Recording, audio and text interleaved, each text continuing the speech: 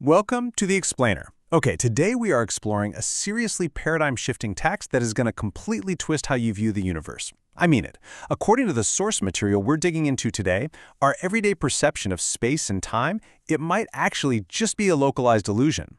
We're talking about the idea that everything we experience happens within one giant, constantly changing object. It's a completely fascinating theoretical framework, and it really challenges our absolute deepest assumptions about the cosmos. Let's get right into it.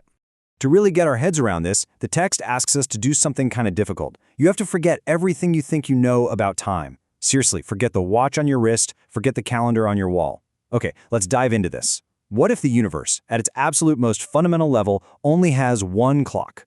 The text we're examining proposes that reality actually doesn't tick away on billions of isolated, independent timers. Instead, it operates on this dual framework, where a single, overarching universal clock sets the stage for literally everything else. So here's our roadmap for today's explainer. First, we'll look at how reality is one object. Then, the three types of time. Third, rethinking black holes and entropy. Fourth, the quantum gravity problem. And finally, we'll wrap up with the rules of time travel. All right, starting with section 1. Reality is one object, the paradigm shift. The text argues that reality isn't just a vast, empty room filled with a bunch of separate, disconnected things. Instead, reality itself is one continuous fabric. But to understand our place in it, we need to define a really crucial term here: local shapes. You, me, the planet Earth, that clock on your wall, we are all just local shapes. We're temporary entities that form, interact, and move relative to our environment. We are literally just the localized reshaping of that one massive single object of reality. Kind of wild to think about, right? Now, because reality is just one object, the source points out a stunning limitation. There is exactly one absolute speed of change, and that's light speed. And what's really fascinating here is that the text notes this single speed acts as both the absolute maximal and the minimal limit for reality itself. Meanwhile, local shapes, like us, are defined by our relation to our specific environment. So, what does that mean? It means we experience change at less than the speed of light. The text uses this absolutely incredible mental model to explain the core divide between global reality and local shapes. Think of reality like a giant lava lamp. The fluid inside the lamp, that's the global reality. It has only one universal past, one present, and one future. But the bubbles floating around inside, those are the local shapes. Down inside those little bubbles, entities experience general and special relativity, where past, present, and future only really have a local meaning based on how they move relative to each other. Let's move to section 2 and see how this builds. The three types of time, categorizing our clocks. Now that we understand the difference between that global fluid and the local bubbles, the text goes ahead and explicitly categorizes time into three distinct types. First up is universal time. This is the new global clock for the fabric of space itself, completely without local distinctions. Second is local time. That's the special relativistic clock for local shapes like you and me.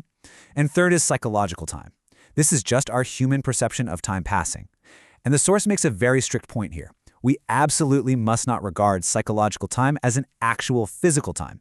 It's purely perceptive. It's all on our heads. Now, you might be wondering, what's the proof for this dual physical clock system? Well, the text points directly to a pretty famous phenomenon: quantum entanglement. According to our source, the instantaneous connection we observe in entanglement tells us definitively that there is a fundamental structural difference between the overarching universal time of reality and the local time experienced by the shapes within it. Moving into section 3, rethinking black holes and entropy, illusion versus reality. Armed with this new framework, we start to see a sheer disconnect between our local perspective and global reality. Now, what's really interesting here is how the source breaks down extreme phenomena. Take a black hole, for instance. To a local shape, it's this distinct, terrifying object with a defined event horizon. But to global reality, it's honestly just a very distorted local shape. The event horizon has absolutely no meaning to the universe as a whole. And the exact same goes for entropy and the era of time. Globally, they have nothing to do with fundamental change. They are purely local phenomena that just give local shapes a visible direction toward the future. I absolutely love this quote from the text. It really highlights a bit of our human arrogance, doesn't it? Reality is changing according to its properties, while local shapes, like us, invent laws that reality obeys. I mean, think about it. We sit around in our little local bubbles, inventing mathematical formulas, and we just arrogantly assume the grand single object of reality is listening to our rules. But in truth, reality is just doing its own thing, reshaping according to its own fundamental properties. Okay, let's shift gears to Section 4, the quantum gravity problem, the trap of losing time. This human arrogance actually leads us into some highly theoretical territory. The text delivers a punchy, blunt critique of modern physics. General relativity and quantum field theory simply do not mix. It states plainly that you just cannot describe local quantum gravities by forcing these two different frameworks together. It's basically like trying to mix oil and water. As a prime example of this failure, the source points to the famous Wheeler-DeWitt equation. The fatal flaw of this equation, and honestly other local unifying descriptions just like it, is that in trying to incorporate everything locally, time entirely vanishes from the math. Poof, gone. The equation fails because it treats reality as if change cannot happen. Any approach that refuses to acknowledge the two different levels of change, both local and global, will inevitably lose the concept of time altogether. So, the crucial takeaway here is this. True quantum gravity isn't some forced mathematical formula trying to mash local theories together. No, true quantum gravity is the single object of reality reshaping itself. That very act of reshaping is exactly what generates our local human views. It's what generates what we perceive as general relativity and quantum mechanics. And that brings us to our grand finale. Section 5, the rules of time travel, the final verdict. Because we now understand reality as one single object with both global and local clocks, the text is actually able to definitively answer the mechanics of time travel using these foundational steps of causality. Step 1.